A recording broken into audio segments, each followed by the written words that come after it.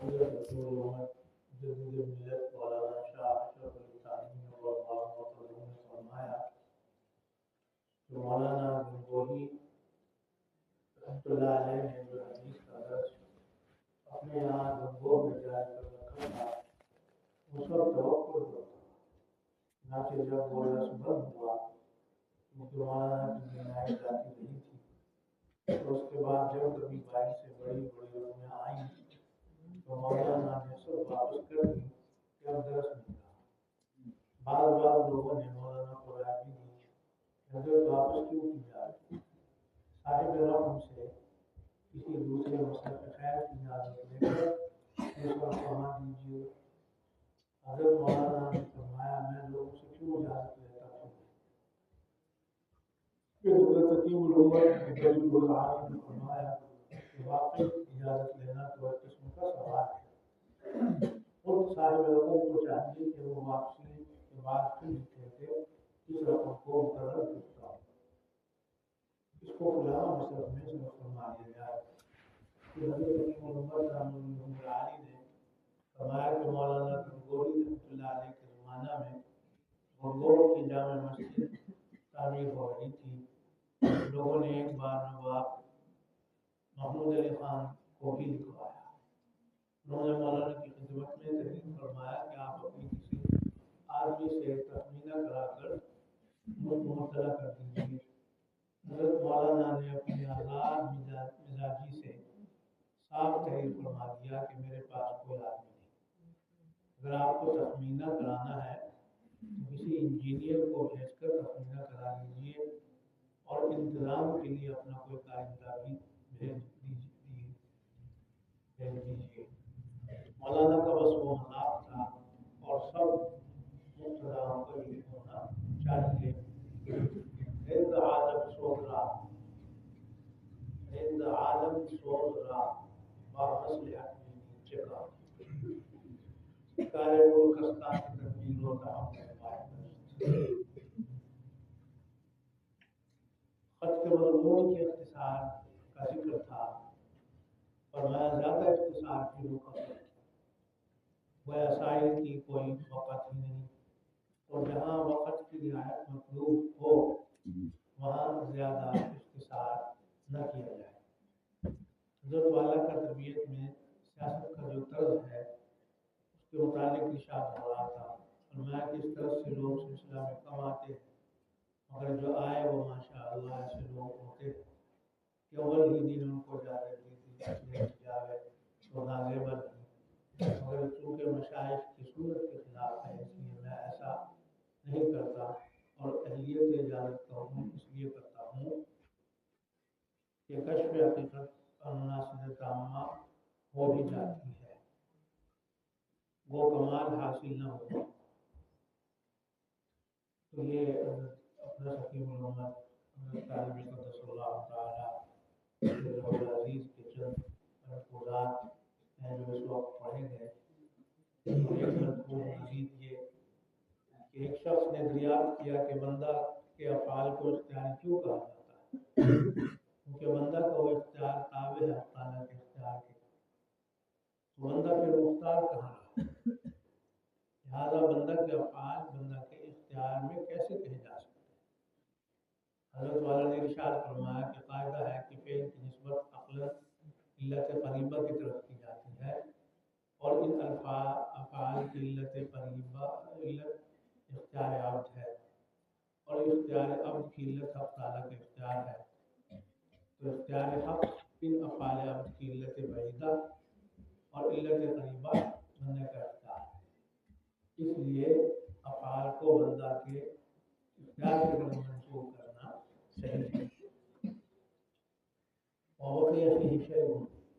وهو أن تخليق الله تعالى متوسط بين إفعال العبد وأفعاله الاختيارية، فهذا الإشكال فالحق إنه سر لا يحل بأنامل العقل، فالسلامة عدم الخوف فيه. هذا الله، هذا هو الحق، والحق حق مستوى. چند ملفوظات جو ابھی پیش کیے گئے ان میں پہلا تو حضرت عبدالس مولانا رشید احمد گنگوہی نعم اللہ تعالیٰ کی شان استغنا سے متعلق ہمارے مشائخ اکابر جو ہے ان میں اللہ تبارک و تعالیٰ نے استغنا کی شان رکھی ہے. تکبر تو منع ہے، تکبر ایک ذمیمہ ہے، بہت بڑا گناہ ہے اور قبیح ہے، خوف ہے اس کے اندر بہت، اور تمام جو ہے قبائح اور فسادات جو ہے ان کی یہ بنیاد ہے تکبر. تکبر عزازیل را خوار کر وزندان لعنت گرفتار کر، شاہ صاحب نے فرمایا. اور یہ ہے کہ تکبر کہا جاتا ہے اس کو کہ اپنے آپ کو بڑا سمجھنا اور دوسرے کو حقیر سمجھنا، یہ تکبر منع ہے، یہ حرام ہے، اس کی اجازت نہیں ہے تکبر کرنے کی. اگر تکبر ہو کسی میں تو یہ ہے کہ اس کا علاج ہونا ضروری ہے، اور یہ فرض کے درجے میں ہے علاج تکبر کا، کیونکہ جب تک تکبر رہے گا یہ شخص گناہگار بھی ہے، اللہ تبارک و تعالیٰ کے ہاں مقبول ہے، اور یہ ہے کہ ہر وقت جو ہے یہ گناہ میں مبتلا رہے گا، اور یہ بہت بڑا مریض ہے اور روحانی طور پر یہ بیمار ہے اور واجب علاج ہے. اور جو تکبر بڑھتا چلا جائے گا اسے جو ہے وہ دنیا میں بھی خالی اور ذلت رہے گی، آخرت کی ذلت تو اور بھی زیادہ ہے. تو اس لیے اس کا علاج بڑا ضروری ہے. اس کے مقابلے میں آئے گی توازن. جو تکبر کا مقابلہ جو ہے وہ توازن کے ساتھ. تو یہ خود جو ہے تکبر کا یہ قبیح ہے اور برا ہے، اور اس کے مقابلے میں اب توازن ہونا چاہیے. توازن یہ ہوگا مغل میں یہ ہے کہ اپنے آپ کو بڑا سمجھنا،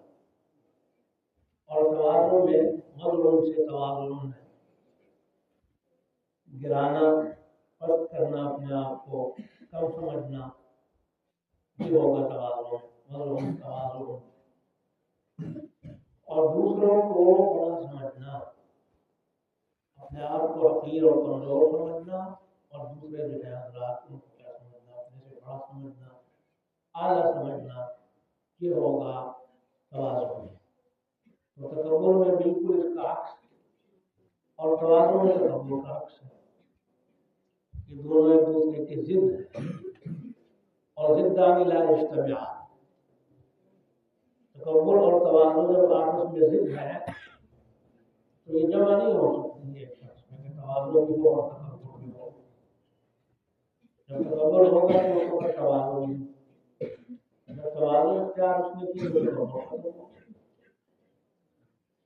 آپس میں نسبت جو ہے دونوں میں ضد کی ہے، یہ توازن کہہ لیجیے کہ توازن. تو تکبر جو ہے وہ انتہائی بہت بڑا ذمیمہ، لال کے ساتھ ذمیمہ ہے، ذمیمہ. تو اس کا علاج ضروری ہے تکبر کا، اس کی جگہ پر تاکہ وہ آ جائے، توازن آ جائے. کیونکہ یہ ضروری ہے کہ جو برے انسان کے اندر اخلاق ہیں ان کا ازالہ ہو جائے. ازالہ تو ناممکن ہے، ازالہ ہو جائے. مطلب کیا ہے کہ وہ جو صفات ذمیمہ ہے، جو ضمائم ہے، ان کو بدل کر جو شمائل ہیں اوصاف حمیدہ ان سے ان کو تبدیل کرتی ہے. یہ اصل میں اس کا مفہوم جو میں نے عرض کیا. تو تکبر سے تو بچانا ہے، لیکن تکبر کی جگہ پھر ظاہر ہے کہ کوئی صفت آنی چاہیے نا، تو اس کی جگہ پر وہ جو صفت آئے گی وہ توازن کی. تو توازن جو ہے آنے سے اس تکبر کا علاج ہو جائے گا. آیا تھا، اس کی جگہ پر اب تواضع آ رہی ہے، اسے اختیار کرنا چاہیے تواضع کو، یہ علاج ہے۔ اب وہ تو ایک بہت تفصیل ہے، پھر آگے لمبی تکبر جو ہے وہ اس کی کیا کیا صورتیں ہوتی ہیں تکبر کی، اور پھر یہ ہے کہ اس کے علاج کیا ہے، وہ ایک تفصیلی سلسلہ ہے، کیونکہ بعض اوقات یہ ایسی باریک چیز ہے تکبر وغیرہ کا معاملہ، بعض اوقات آدمی سمجھتا یہ ہے کہ میں متواضع ہوں اور تواضع اختیار کر رہا ہوں، اور تواضع میرے اندر پائی جاتی ہے، اور میں گویا کہ تواضع کر رہا ہوں، اور وہ تواضع نہیں ہوتی بلکہ وہ تکبر ہوتا ہے۔ اس کا مطلب کیا ہوا کہ بعض اوقات جو ہے وہ تکبر بشکل تواضع ہوتا ہے۔ تکبر بشکل تواضع کا مطلب کہ دیکھنے میں تو یہ نظر آ رہا ہے کہ تواضع، اور حقیقت اس پر غور کیا جائے تو وہ کیا ہوگا، تکبر ہوگا۔ تو تواضع کی شکل میں بھی بعض اوقات تکبر ہوتا ہے، تو اس لیے یہ بڑا ایک خطرناک مرض ہے، اور اس کی تشخیص اور یہ کہ بھئی تکبر کب تکبر ہے، تواضع ہے، یہ تکبر ہے یا استغنا ہے، استغنا اور تکبر کی سرحدیں بالکل ایک دوسرے کے ساتھ ملی ہوئی ہیں۔ یہاں چونکہ استغنا کا تذکرہ ہے نا، حضرت گنگوئی کی شان استغنا، تو اس میں ایک یہ بھی بات ہمیں سمجھنی ہوگی یہاں کہ بے شک تکبر بری چیز ہے اور منع اور خطرناک ہے، یہ اس کے مقابلے میں پھر تواضع آئے گی، لیکن ان دونوں کے درمیان میں ایک ہی ہے نا کہ استغنا ہے، کیا ہے استغنا، استغنا اور تکبر، ان دونوں میں فرق بڑا مشکل ہو جاتا ہے، جہاں بہت غلطی ہو سکتی ہے، بہت غلطیاں ہو سکتی ہیں کہ استغنا سمجھ رہا ہے انسان کو میں استغنا اختیار کر رہا ہوں، عدم احتیاج کسی چیز کی، اور یہ کہ وہ تملک نہ ہو، تملک نہ ہو، عدم احتیاج کا اظہار ہو، تملک نہ ہو، شایع نشان طریقے سے وہ چیز حاصل ہو، مطلب یہ ہے کہ ذلت نہ ہو، کیا نہ ہو، ذلت نہ ہو، یہ ہوگا استغنا، کیا ہوگا، لیکن یہ استغنا جو ہے اگرچہ مطلوب ہے، یہ استغنا اچھی چیز ہے، یہ ہونا چاہیے، یہ مطلوب بھی ہے، محمود بھی ہے، محمود بھی ہے، مطلوب بھی ہے، لیکن یہ ہے کہ ایسا نہ ہو کہ استغنا کے چکر میں مبتلا نہ ہو جائے آدمی کس کے اندر، تکبر کے اندر، اس لیے کہ ان کی سرحدیں جو ہے وہاں جو ہے قریب قریب ہیں، ملی ہوئی ہیں ایک دوسرے سے، اس میں عام طور پر یہ ہو سکتا ہے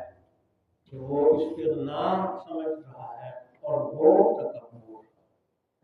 یہ بہت زیادہ خطرناک بات ہو جاتی ہے۔ بہرحال خلاصہ یہ ہوا، ایک ہے تکبر، ایک ہے استغنا، اور ایک ہے تواضع، ٹھیک ہے، تکبر حرام ہے اور ناجائز، منع ہے تکبر، اور اس کا علاج فرض ہے اور ضروری ہے، اور تواضع اختیار کرنا اس کی جگہ پر یہ بھی ضروری ہے، تواضع آ جائے، اچھی سے پیدا ہو جائے انسان کے اندر، اور شان استغنا کی بھی اجازت ہے، استغنا ہو یہ بھی محمود ہے، لیکن اب یہ کیسے حاصل ہوگا سارا سلسلہ کہ تکبر کی جگہ پر تواضع آ جائے، اور تملک وغیرہ جو ہے کسی کے پیچھے پڑنا، تملک کرنا، اس کی جگہ پر کیا آ جائے، استغنا آ جائے، یعنی احتیاج تو ہے لیکن وہ احتیاط ایسے انداز میں نہ ہو کہ اس احتیاط کا اظہار کیا جائے تملک کی صورت میں، وہ تو استغنا نہ ہوا۔ استغنا تبھی ہوگا کہ وہ احتیاط تملک کی صورت میں اختیار نہ کرے اور احتیاط کا اظہار بھی نہ ہو۔ استغنا یہی ہوتا ہے کہ اس میں اظہار نہیں ہوتا ہے کس کا، احتیاط۔ یہ صورت ہونی چاہیے، یہ ایک اچھی صورت ہے۔ ہمارے اکابر اور ہمارے بزرگوں نے اسی کو رکھا ہمیشہ اپنے سامنے، کیونکہ یہ سب مقامات حاصل ہوتے ہیں اصلاح کے بعد۔ اصلاح کے بعد یہ چیزیں آتی ہیں، اور بہت مجاہدات کے بعد، بڑی محنت کے بعد، اور باریکی بہت ہے اس میں، تو فرق میں مجبور رکھنا ہوتا ہے۔ ضروری ہے کہ اس فرق کو بھی سامنے رکھا جائے کہ تکبر نہ ہو، اور یہ ہے کہ استغنا اگر ہے تو استغنا ہی رہے، تکبر نہ بن جائے۔ اور پھر تواضع جو ہے اس میں جو حقیقی تواضع ہے وہ ہو۔ ایک ہوتی ہے تواضع، اور ایک ہی ہے کہ تواضع کو تکلف سے مطلب اپنانا۔ ایک ہے فطری طور پر تواضع اور قدرتی طور پر تواضع، ایک یہ ہے کہ نہیں بتکلف تواضع، اور تواضع کے اندر بھی ایک تواضع ہے کہ جو اپنے حد تک ہے، اور ایک ہے تواضع میں بھی افراط کا درجہ، حد سے زیادہ تواضع، سمجھے؟ تو عرف میں بعض اوقات یہ ہوتا ہے کہ عرف میں تواضع جو ہے وہ بالکل ہی کسے کہا جاتا ہے کہ اس درجے میں اپنے آپ کو گرا دینا، اس درجے میں اپنے آپ کو گرا دینا کہ بالکل ہی کیا ہو جائے، ہاں یعنی حد سے زیادہ اپنے آپ کو حقیر، اور حد سے زیادہ اپنے آپ کو گرا دینا، حد سے زیادہ، یہ چیزیں بھی جو ہے اس میں آ جائیں گی افراط میں یا تفریط میں، یہ خود بھی قابل توجہ ہوگی اور قابل اصلاح۔ تو عرفی تواضع ایک ہے، عرفی تواضع ایک یہ حقیقی تواضع۔ حضرت حکیم الامت مجدد ملت حضرت مولانا شاہ اشرف علی تھانوی رحمۃ اللہ علیہ حضرت فرماتے تھے کہ تواضع تو ہو، لیکن رسم جو ہے تواضع کی اور جو عرف میں تواضع ہے عرفی تواضع، یہ بہرحال ایسی چیز نہیں ہے کہ اس کو اختیار کیا جائے، اس کو اپنایا جائے، اس کو اس کے حاصل کرنے کے در پہ ہو جائے۔ عرفی تواضع وہ نہ ہو، کیا مطلب کہ جو حقیقت ہے اس کا اظہار کرنے میں کوئی غرض نہیں ہے، وہ تواضع کے خلاف نہیں ہے، وہ تواضع کے خلاف نہیں ہے۔ بہرحال یہ تفصیلات ہوگی اپنی جگہ پر۔ اب یہاں جو بات اس وقت ذکر کرنی ہے وہ حضرت گنگوہی رحمۃ اللہ علیہ کے حوالے سے بات یہاں حضرت نے فرمائی ہے، تو اس میں چونکہ لفظ آ گیا تھا نا استغنا کا، تو اس لیے میں نے یہ واضح کرنے کی کوشش کی ہے کہ اس کو سمجھ دو، اس لفظ کو استغنا کو، یہ استغنا کا معنی ہے کیا، اور استغنا کسے کہا جاتا ہے، اور تکبر کیا ہے، تواضع کیا ہے۔ تواضع کے تکبر میں بھی بعض اوقات جو ہے وہ پریشانی یہ ہو جاتی ہے کہ وہ تواضع کی صورت میں ہوتا ہے، تواضع کی صورت میں تکبر ہوتا ہے۔ ایک مثال بھی یاد آ گئی، حضرت حکیم الامت حضرت تھانوی رحمۃ اللہ علیہ کا ایک عالم جو ہے وہ اپنی اصلاح کی غرض سے حاضر ہوئے، تو حضرت رحمۃ اللہ علیہ حکیم الامت نے ان کو یہ فرمایا کہ تم جو ہے وہ جو خانقاہ میں لوگ آتے ہیں وضو وغیرہ کی ضرورت پیش آتی ہے ان کو، تو تم پانی کے لوٹے ان کے لیے بھر دیا کرو۔ اس دور میں تو پانی کنویں سے نکالا جاتا تھا دور کے ذریعے سے، حضرت نے ان کے ذمہ لگا دیا کہ تم جو ہے لوٹے بھرو ان کے لیے پانی بھر دیا کرو، جو نمازی ہیں یہاں یہ خانقاہ کے جو لوگ ہیں جب ضرورت پڑنے پیش آئے وضو کی تو پانی نکال کے تم نے ان کو دینا ہے۔ ٹھیک ہے آپ نے حکم دیا تو میں کام کروں گا انشاءاللہ۔ بے شک وہ عالم تھے جو بھی تھے، لیکن اصلاح مقصد تھی نا، حضرت حضرت نے بھی اصلاح کے طور پر ان کی یہ ذمہ کام لگایا، اس لیے کہ علاج یہی تھا اس کا، کیونکہ حضرت نے ان میں تشخیص کی تھی اس بات کی کہ یہ تکبر ہے، ان میں تکبر ہے، اپنے آپ کو یہ بڑا سمجھ رہے ہیں اور دوسروں کو اپنی سمجھتے ہیں۔ اب اس کا علاج حضرت نے یہ کیا کہ نفس کو تنبیہ ہو جائے نا، نفس کو تنبیہ ہو جائے، اپنے آپ کو جو بڑا سمجھا ہوا ہے اس نے، وہ جو اس کے دماغ میں گھمنڈ ہے، یہ گھمنڈ نکالنا مقصد ہے۔ تو اس کے لیے حضرت نے علاج یہ تجویز کیا کہ تم جو اپنے آپ کو بڑا سمجھ رہے ہو، چلو اب تم یہ کام کرو، آنے والے لوگ جو ہیں ان کو لڑکے بھر کے دیا کرو۔ اب لوگ دیکھیں گے کہ ہمارے ساتھ پانی نکال رہے ہیں، بڑی ہماری علوم کی شان و ارتفاع مکان کہ کہاں جناب فاضل بھی ہے، حافظ بھی ہے، قاری بھی ہے، عالم بھی ہے، استاد بھی ہے، اور پھر یہ ہے کہ وہ جناب کیا کر رہے ہیں، لوگ کھینچ رہے ہیں پانی کے اور لوٹے بھر بھر کے لوگوں کو دے رہے ہیں کہ جی وضو کرو۔ عجیب، کہاں وہ شان کہ جناب سینکڑوں طلبا ان کے پیچھے پھر رہے ہیں اور ان کی خدمت ہو رہی ہے، ان کو ذرا سی حرکت نہیں کرنے دے رہے، کام فوراً اٹھ کے کر رہے ہیں، طلبا خدمت ہو رہی ہے، بڑا ایک ان کا شان ہے، ان کی ایک عظمت ہے۔ اور اب یہاں صورتحال یہ کہ وہ خود دوڑنے برابر یہ مقصد تھا اصلاح، تاکہ دل میں بڑائی جو آئی ہے وہ بڑائی کا علاج ہو جائے اور اپنی نظر آ جائے حقیقت کہ بھائی ہم جو ہے کیا ہے، ہم خام کا اپنے آپ کو بڑا سمجھتے ہیں۔ ویسے تو ہر آدمی اگر ایک مختصر سا اس تکبر کا ایک مختصر سا یہ بھی ہے علاج، اور بڑا وہ عام ہے، سب کے لیے ہی ہے، چھوٹے بڑے جتنے بھی ہیں سب کے لیے، کہ وہ اپنے آپ کو بڑا جو سمجھ رہے ہیں، آخر کس بنیاد پر سمجھتے ہیں، یہ تو سوچنے کی بات ہے نا، کیوں وہ اپنے آپ کو بڑا سمجھتے ہیں۔ اللہ تعالیٰ نے قرآن کریم میں نہیں فرمایا کہ اور کو مطلب ہے فَلْيَنظُرِ الْإِنسَانُ مِمَّا خُلِقَ، فَلْيَنظُرِ الْإِنسَانُ مِمَّا خُلِقَ،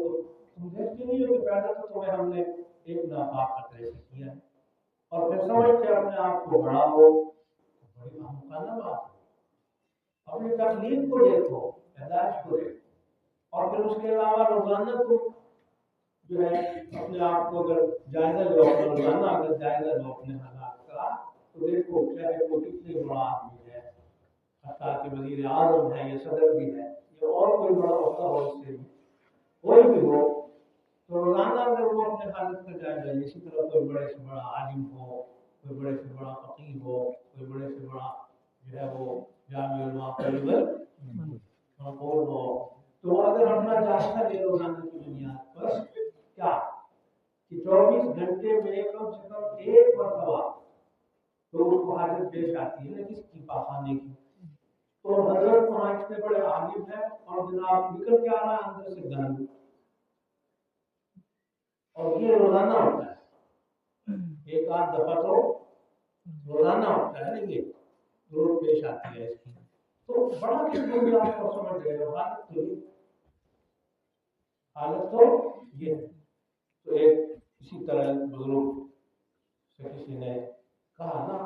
ایک عام آدمی جو اپنے آپ کو بڑا سمجھ رہا تھا، تو اس نے ان سے یہ کہا، آپ کو پتہ ہے میں کون ہوں؟ بڑا سمجھتے ہوئے اپنے آپ کو تکبر میں ان کو کہہ رہے ہیں، اور تمہیں پتہ ہے حضرت صاحب بنے ہوئے ہو، تمہیں پتہ بھی ہے میں کون ہوں؟ وہ جو بزرگ سے اللہ والے نے کہا مجھے پتہ ہے تو کون ہے، مجھے معلوم ہے، اول کا قذرۃ وآخر کا جیفۃ، مجھے پتہ ہے تمہاری ابتدا ایک ناپاک پانی سے ہوئی، ناپاک قطرہ سے تم پیدا ہوئے، وآخر کا جیفۃ، اور آخر میں تم مردار ہو جاؤ، جسم سے روح کا تعلق ختم ہوگا تو تم کیا کر جاؤ گے؟ پتہ ہے کون میں کیا ہوں؟ وہ دماغ ہوتا ہے نا خراب، پیسے زیادہ ہیں، زمین ہے، جائیداد ہے، مربع ہے، لینڈ کروزر ہے، گاڑی ہے، دماغ خراب ہے، اپنے آپ کو بڑا سمجھ رہے ہیں، آپ کو پتہ ہونا چاہیے میں کون ہوں، میں سیٹ چھو، میں سپرنٹینڈنٹ ہوں، میں فلاں ہوں، اور ہمارا میں فلاں ہوں، ہمارے ساتھ پڑھتے تھے ساتھی انتقال کر کے بیچارے اللہ وہ ایک دور میں ایک زمانہ میں حکومت نے طلباء کو جو اسکول کالج کی طلباء آتے تھے بلکہ مدارس کی طلباء کو بھی یہ رعایت دی تھی، اسٹوڈنٹ جو تھا ان کو رعایت ملتی تھی کہ ان کا کرایہ جو تھا وہ نصف تھا، آدھا کرایہ ہوتا تھا ان کا بسوں میں، گورنمنٹ کی جو بسیں ہوتی تھیں ان کا کرایہ آدھا نصف کرایہ، تو اس بنیاد پر آئیڈینٹی کارڈ بننے شروع ہو گئے، اب بہت سے حضرات کے آئیڈینٹی کارڈ بن گئے، کچھ مدرسوں کے طلباء نے بھی اس میں حصہ لیا، بعض مدارس نے، تو اس وقت یہ ہوتا تھا کہ جو اسٹوڈنٹ ہیں، اسٹوڈنٹ کہتے ہیں نا طلباء، تو جو اسٹوڈنٹ ہوتے تھے ان کا آدھا کرایہ، تو میں ایک جلسے میں ہم گئے، میں بتا رہا تھا کہ وہ ہمارے ساتھ ہمارے دوست بھی تھے، ہمارے ساتھ پڑھتے تھے، تو ہم جلسے میں گئے ایک جگہ علاقے میں، یہاں دور دور جلسے ہوتے تھے، تو پھر وہ سائیکلوں پر اور وہ سواریوں پر اور بسوں پر دور دور تک لوگ جا کے جلسے اس دور میں سنتے تھے، شوق تھا، تو ہم بھی وہ ایک جلسے پر گئے طلباء مل کر، اندر ہمیں جگہ نہیں ملی بس میں، طالب سے ہم سارے بس کی چھت پر سوار ہو، اور وہ جناب کنڈکٹر کیا کہتے ہیں اس کو وہ آیا، اوپر بھی وہ آیا، اور اس نے آ کے ہم سے یہ کہا کہ پیسے دو، کرایہ دو، تو اب چونکہ ہم بھی طالب علم تھے، ہم بھی تو طالب علم تھے، تو اس میں یہ تھا کہ بھی طالب علم ہے جی ہم تو سارے، انہوں نے کہا ٹھیک ہے اگر آپ طالب علم ہیں تو پھر آئیڈینٹی کارڈ دکھاؤ، آئیڈینٹی کارڈ بھی تو ہونا چاہیے نا طالب علم کا ثبوت، تو اس بنیاد پر پھر کرایہ آدھا ہوگا یا نہیں ہوگا، اتنا لمبا سفر تو تھا، تو وہ اس کو بھی کہا جو ہمارے ساتھ تھے، پر وہ عمر میں ذرا ہم سے بڑے تھے، ہم چھوٹی عمر میں تھے، وہ عمر کے بڑے تھے، شاید داڑھی بھی کچھ ان کی تھی، ہم چھوٹے تھے، وہ زیادہ تھا اس سے، تو اس کو بھی کہا کہ بھائی آپ جو ہے نا وہ کرایہ دیں، اس نے کہا آپ کو پتہ ہونا چاہیے کہ میں سپرنٹینڈنٹ، اسٹوڈنٹ نے کیا لایا ہو، کہہ رہے تھے کہ میں سپرنٹینڈنٹ، اچھا جی سپرنٹینڈنٹ، اور بیٹھے ہیں بس کی چھت پر آدھا کرایہ دے رہے سپرنٹینڈنٹ صاحب، خیر بہرحال وہ بتا بھی یہ رہا تھا کہ بات دفعہ ہوتا ہے دماغ میں کہ میں فلاں ہوں، میں یہ ہوں، میں وہ ہوں، پتہ ہے میں کون ہوں، میں بڑا عالم ہوں، علامہ ہوں، اور بہت بڑا میں پیر ہوں اور فلاں ہوں، یہ وہ، تو بزرگ نے جواب میں کیا فرمایا کہ ہاں مجھے پتہ ہے تو کون، مجھے اپنی حقیقت معلوم ہونی چاہیے، وہ سامنے تفکر کا علاج دیکھو کیسا ہوتا ہے، اولوں کا آخروں کا جیوا، وما بین ذلک تحمل العاجلہ، اور درمیان میں تمہارا حال یہ ہے کہ دیکھو کتنا تمہارے پیٹ کے اندر اگر اس کو کھول کر دیکھا جائے انکڑیے وہ غلاظت سے اور نجاست سے بھری پڑی، ہر وقت تم اس کو اٹھایا کرتے ہو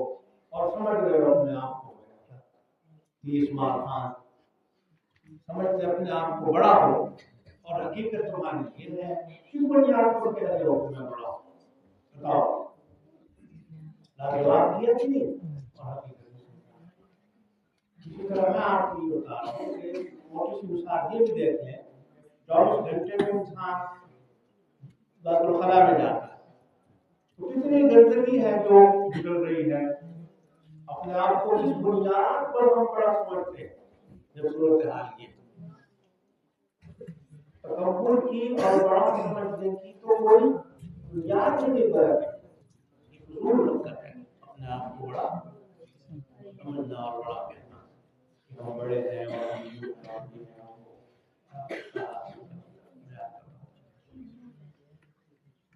बात क्या हो रही? थाने से के बाद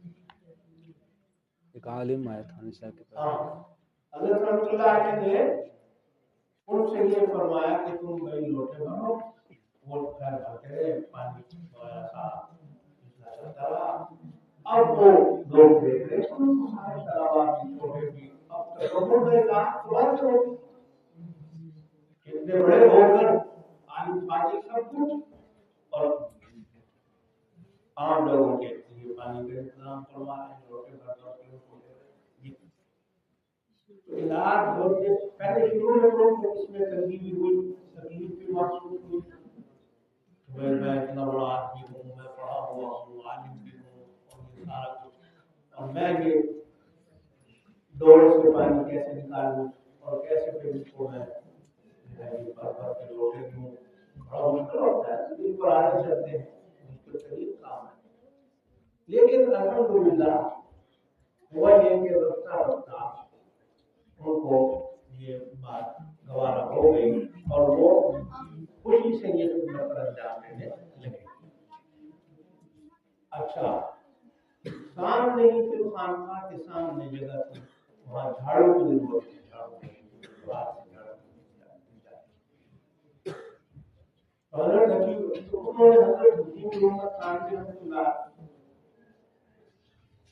हाँ, हज़रत ने उनसे ये फरमाया कि भाई तुम अब ये लोटे जो भर रहे हो ना,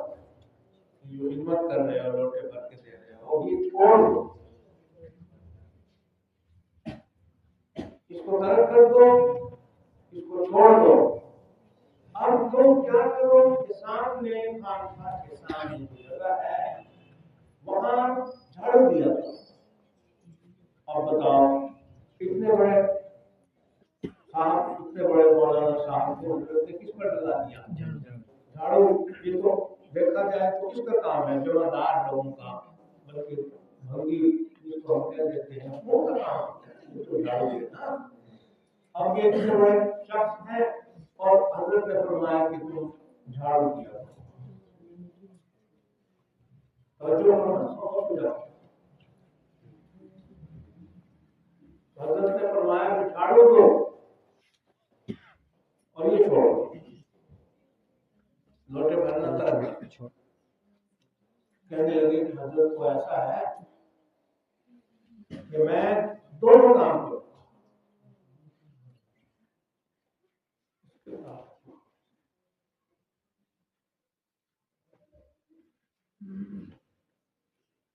हज़रत ने उनसे कहा कि झाड़ू दो और ये छोड़ दो। वो कह रहे हैं कि मैं अब दोनों काम करूंगा, दोनों काम, ये लोटे भी हमने भरने हैं, मैं ये भी भर दूंगा और भरता ही रहूंगा हाथ में साबित, और वो जो झाड़ू का आप काम फरमा रहे हैं वो खिदमत में मैं समझ रहा हूं। अब देखिए इस पर और थोड़ा सा आप करेंगे तो बात जल्दी बात होगी और समझ में आ जाएगी क्या कि पहले तो वो झाड़ू लोटे भर कर देने के लिए भी अपने आप को तैयार नहीं पा रहे थे, उनके लिए ये मुश्किल था, एक पत्थर था, एक भारी पत्थर था उनके लिए, जिसका तहम्मुल उनके लिए बहुत मुश्किल था। अब क्या है? अब ये है कि वो जनाब लोटे पानी जो भर कर दे रहे थे वो खिदमत करते करते इस दर्जे तक अब पहुंच रहे हैं कि अब वो ये भी खिदमत करने के लिए तैयार है कि मैं झाड़ू भी दूंगा और पहली जो खिदमत है वो भी साथ ही करता रहूंगा। ये क्या करता था? हज़रत हकीमुल उम्मत खान ने फरमाया कि नहीं, जो मैं कह रहा हूँ वो करो, और इसमें रास्ते में ये जरूरी है, यहाँ ये बहुत जरूरी है कि जो कुछ कहा जाए वो करो, अपनी तजवीज को बना कर दो, अगर मगर चूंकि चुनाचे यहाँ नहीं होगा, यहाँ जो बात शेख की तरफ से कही जाए वो करनी हो, अपनी तजवीज को तफरीज में देना चाहिए। एक तो ये कि उन्होंने अपनी तजवीज दाखिल कर दी, इसमें मुदाखलत की कि नहीं हजरत मैं तो ये काम भी करूंगा और वो भी करूंगा, नहीं, तो बस वही काम करो जो हम कह रहे हैं। अब सिर्फ झाड़ू देंगे और ये लोटे भरने वाली खिदमत। मामला क्या था, बात क्या थी, इसमें राज क्या है? सर बात ये है, हज़रत मोहम्मद साहब फरमाते हैं कि ये दरअसल जहां अब सूरत हाल ये पैदा हो रही थी कि यहाँ बज़ाहिर तो ये नजर आ रहा था कि तवाज़ो इख्तियार कर रहे हैं। क्या कर रहे हैं? तवाज़ो पैदा हो गई इनके अंदर कि अब लोटे भी वो भर के दे रहे हैं और साथ ही कह रहे हैं कि हम झाड़ू भी देंगे। तो देखने में बज़ाहिर क्या है, तवाज़ो पैदा हो गई है और इतने मुतवाज़िब हो गए कि अब कह रहे हैं कि नहीं हजरत मैं तो झाड़ू दिया करूँगा, आप मुझे इसकी भी इजाज़त दे दी और ये काम भी मैं करूँगा। बज़ाहिर तो ये तवाज़ो है। और हजरत फरमाते हैं कि नहीं, असल मामला कुछ और वो क्या था, वो ये था कि जनाब नफ्स ने अब ये पट्टी पढ़ाई, नफ्स ने इसको अब ये पट्टी पढ़ाई कि तुम लोटे भी भरो और क्या करो, झाड़ू दो। क्यों? कि तुम अब अपने आप को ये समझो कि हम इतने बड़े मुतवाज़े हो गए हैं, इतने बड़ी हमारे अंदर शान पैदा हो गई है कि हम जनाब अब ये काम भी कर रहे हैं और वो काम भी कर रहे हैं। अब इतना यानी मैं वो क्या बन गया हूँ, मुतवाज़े। तो अपने आप को मुतवाज़े समझना ये भी तकब्बुर है। अब ये तकब्बुर किसकी सूरत में है? तकब्बुर किसकी सूरत में है? तवाज़ो की सूरत में है। तो अब यहाँ भी तकब्बुर आया, यहाँ भी तकब्बुर आ गया, लेकिन आया वो किस सूरत में? तवाज़ो की सूरत में। बज़ाहिर देखने में ये तवाज़ो है और हकीकत में तकब्बुर था। इसलिए कि नफ्स यानी हज़रत फरमाते हैं ये समझे अब नफ्स खुश हो रहा है इस बात के अंदर कि देखो जी हम तो लोटे भी भर के दे रहे हैं और हम तो ना झाड़ू भी दे रहे हैं। अब ये नफ्स क्या हो रहा है, फूल रहा है और खुश हो रहा है। तो यही तो क्या है, तकब्बुर है। यही तो क्या है, तकब्बुर है। बज़ाहिर तवाज़ो है और हकीकत में तकब्बुर है। तो इसके अंदर से फरमाया नहीं, अब तुम्हारा इलाज यही है कि तुम जो है वो झाड़ू दो और ये काम छोड़ दो, ताकि वो जो तुम्हारा नफ्स तुम्हें पढ़ा रहा है ना पट्टी कि अपने आप को तुम बड़ा समझो, इस तरह के भी हम तो ये काम भी कर रहे हैं, हम वो काम भी कर रहे हैं, अपने आप को बड़ा समझा जा रहा है और तवाज़ो जाहिर की जा रही है, इसका इलाज हो जाए। इसका क्या है, इसका इलाज हो जाए। इसलिए फरमाया ने इसको छोड़ो। अपनी तजवीज़ वैसे भी नहीं होनी चाहिए इस तरीके में, रास्ते में, क्योंकि ये बड़ा मुश्किल हो जाता है मामला नफ्स की इस्लाह का कि कहाँ तकब्बुर है, कहाँ तवाज़ो है और कहाँ क्या है क्या नहीं। बहरहाल शान इस्तिग़ना जो है वो अगर आ जाए इस्तिग़ना की शान तो ये महमूद भी है, महबूब भी है, अच्छी चीज़ है। लेकिन इसमें इस बात का लिहाज बहुत अहम है और बहुत जरूरी है कि तकब्बुर की आमेज़िश न हो जाए इस्तिग़ना में। यानी बाज़ औक़ात इस्तिग़ना समझ लेता है आदमी और वो होता क्या है, तो तकब्बुर कभी तवाज़ो की शक्ल में आता है और कभी इस्तिग़ना की शक्ल में आता है। बज़ाहिर ये है कि भी इस्तिग़ना है और हकीकत में वो इस्तिग़ना नहीं होता, अपनी बड़ाई आ जाती है दिल के अंदर, तो वो क्या हो गया, तकब्बुर। मगर हमारे हज़रात बड़े हैं, उनमें ये है कि अल्हम्दुलिल्लाह वो तकब्बुर नहीं बल्कि इस्तिग़ना, और इस्तिग़ना अच्छी चीज़ है, इस्तिग़ना होना चाहिए। तमल्लुक और अपने चापलूसी और इस तरह किसी चीज़ के दर पे होना और अपने एहतियात को ऐसे अंदाज से जाहिर करना जिसमें इंसान की हक़ारत हो, ये कोई अच्छी चीज़ नहीं है। ये अहले इल्म के तो खास तौर पर शान निशान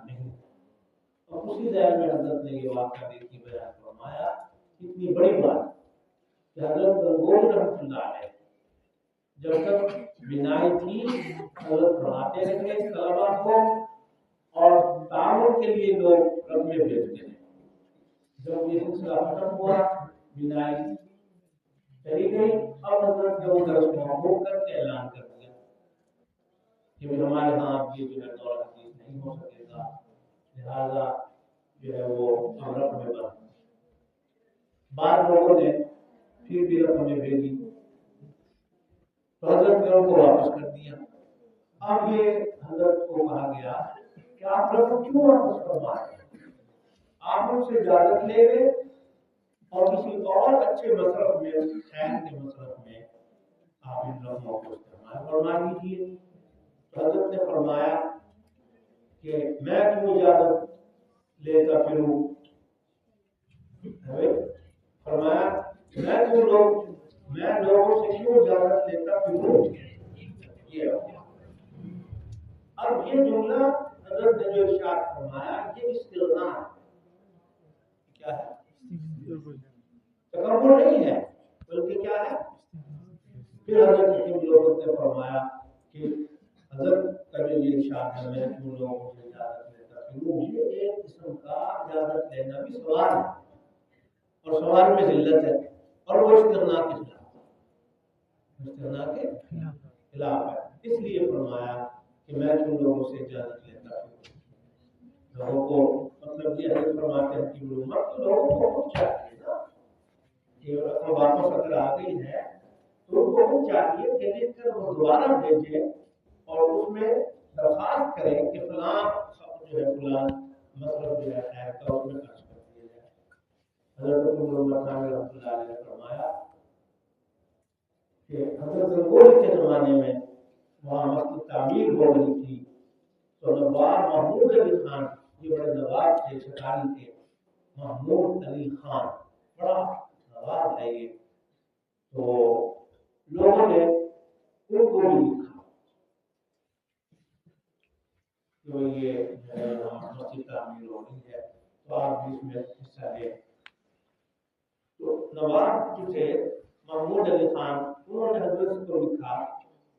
कि आप अपने किसी आदमी से तखमीना कराकर मुझको मुत्तले कर दीजिए, उसका तखमीना लगवा लें कितना खर्च है मुझे बता दीजिए। और बड़ा आदमी सा नवाब था, तखमीना अगर वहाँ भेज दिया जाता तो कैसे भेज देता। हजरत ने हजरत रहमतुल्लाह अलैह ने अपनी साफ आजाद मिजाजी से साफ फरमा दिया तहरीर कि मेरे पास कोई आदमी, ये भी इस्तेमाल है ना, हमारे पास कोई आदमी नहीं, इंजीनियर भेज दो, इंजीनियर भेजकर तखमीना करा लीजिए और इंतजाम के लिए अपना कोई कारिंदा भेज, आपको जरूरत है, इंजीनियर तो भेजो, कारिंदा भेजो, वो खुद आकर यहाँ तखमीने लगाए, हम नहीं ये काम करेंगे। ये हुआ तरीका था हजरात का। इसका नाम तकब्बुर नहीं बल्कि इस्तिग़ना है। लेकिन मैंने बार बार कहा कि तकब्बुर से इसकी शरत मिलती है, लिहाजा हर शख्स के बस में ये नहीं, हर शख्स के बस में ये नहीं है कि वो जो है ये इस्तिग़ना को इख्तियार करे, क्योंकि जब तक इस्लाह न हो अपनी तो ऐन इम्कान है इस बात का कि वो जिस चीज को इस्तिग़ना समझ रहा है या कह रहा है, ऐन इम्कान इस बात का है कि वो तकब्बुर,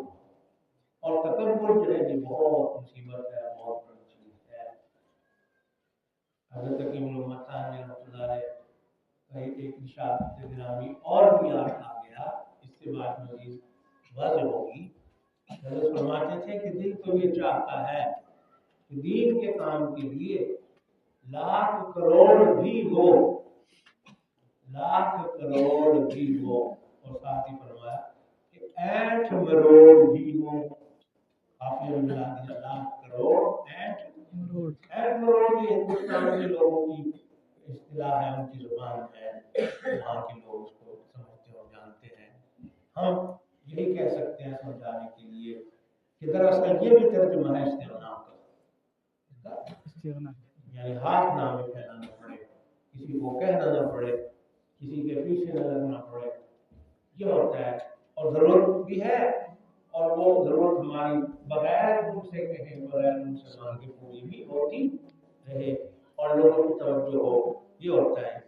मतलब ऐश और रोड का मतलब। और इस्तिग़ना में ये है कि तमल्लुक ना हो। इस्तिग़ना का मतलब ये होता है, वैसे अगर हालात बता दिए जाए, हालात ज़ाहिर कर दिए जाए, तो उसमें कोई शायद माने न हो। अलबत्ता तमल्लुक की सूरत इख्तियार करना सही नहीं। शायान शान के मुताबिक है कि तकब्बुर बिल्कुल न हो, वो हराम है। अलबत्ता कोशिश इस बात की रहे कि इस्तिग़ना हो जाए। अहले इल्म, तलबा, उलमा में ये शान पैदा होनी ज़रूरी है। हज़रत ने भी ये फरमाई है बात कि आलिम में दो चीज़ों का होना ज़रूरी है। आलिम में दो चीज़ें जो है बड़ी अहम है, अगर वो हो जाए, एक फरमाया इस्तिग़ना, यही, और दूसरी बात हज़रत ने फरमाई इस्तिअदाद। इस्तिअदाद क्योंकि नाम का आलिम न हो, किताबें आती हो, मजबूत हो, इस्तिअदाद उसके अंदर हो,